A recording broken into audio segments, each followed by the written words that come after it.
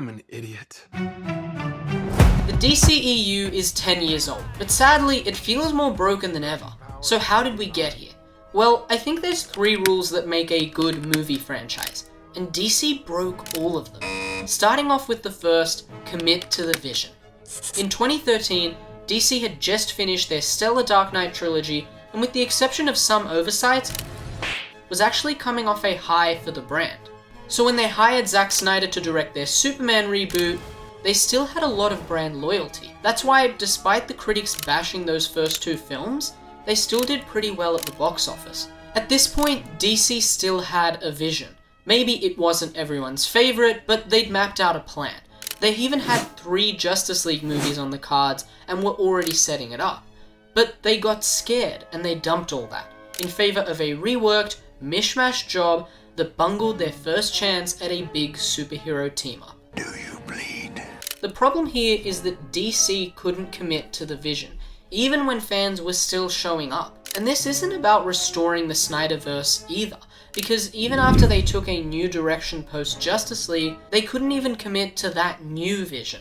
I mean, Aquaman was their biggest ever hit, but even then they still couldn't commit to the vision, because again and again, they cancelled project after project, rebooted, offshooted, reshooted, parallel universed a bunch of different stories, until audiences just didn't know what to expect anymore, so people stopped showing up. I mean, you can blame superhero fatigue, but you only need to look at the Batman and Joker to see that DC can succeed, and the reason those succeeded is because audiences knew what to expect from them. Batman is DC's bread and butter. They've delivered on a solo Batman movie before, so audiences knew that they could deliver again.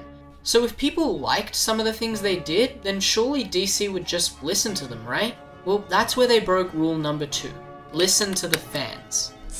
In fact, they've proven they're willing to lie, mislead, and disappoint their fans again and again. Sadly, the best example is a recent one. Ow! In 2007, DC tried to make a Shazam movie, and they cast The Rock as Black Adam. You were so amped to be Black Adam. I know you were talking about that. I'm sure the movie eventually will get made. Now, more than 15 years later, they've not only made 1, but 2 Shazam movies, and a separate Black Adam movie, and the 2 characters still have not met. Ask any DC fan, and they'd tell you that these 2 are the Joker to each other's Batman. And given that I don't think DC actively hate their fans, I'd just say that they're really bad at listening. Perhaps the worst irony here is that the person mostly responsible for this couldn't stop saying, Listening to the fans of listening to the fans. Listen to the fans. You gotta listen to the fans. well, Dwayne, here we are, on the cusp of a reboot, and the most obvious thing that could have happened didn't happen. Okay, that was harsh. Like I said, DC doesn't hate their fans.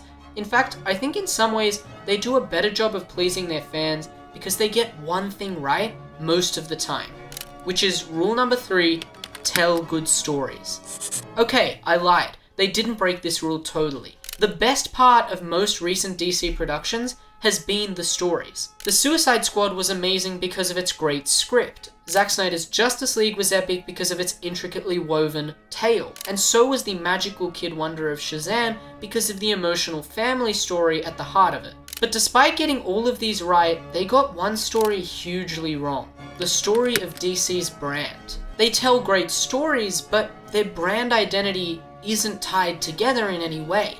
I mean, after 10 years of great storytelling, it looks like the DCEU, in its current form at least, is coming to an end, with 4 movies coming out and then a soft reboot on the horizon.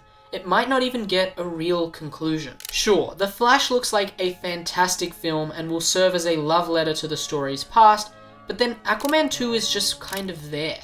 Aquaman was even supposed to have Batman and Wonder Woman show up, but now that got taken out because of the reboot. The true beginning of the DCU. It just seems like anytime DC really gets going, they get stopped in their tracks. So I hope one thing is clear in this new era. DC needs to keep telling good stories, but they need to get their own story right too. Luckily, the head honcho gets this. Storytelling is always king. That's all that matters to us. So maybe the DCEU never died at all. Maybe it just got reincarnated as the new DCU. Wait, that means they're not fully committing to the vision again, doesn't it? No, this time it'll be fine, I promise. The DCEU isn't dead just yet. Long live the DCU.